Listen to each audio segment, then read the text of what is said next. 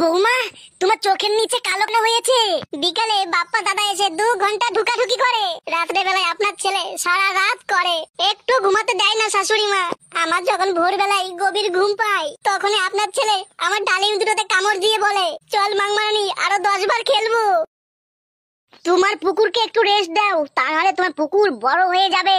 শাশুড়ি মা, আঙ্গুর ফলের রস লাগালে বড় গর্ত ছোট হয়ে যাবে।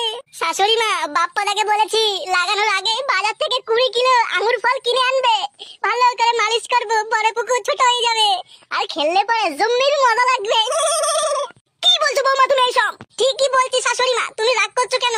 যখনই ঢুকানো হয়ে যাবে, তারপরেই আঙ্গুর ফলের রস ওইখানেই মালিশ করে দেবো, বড় গর্ত হালকা করে ছোট হয়ে যাবে।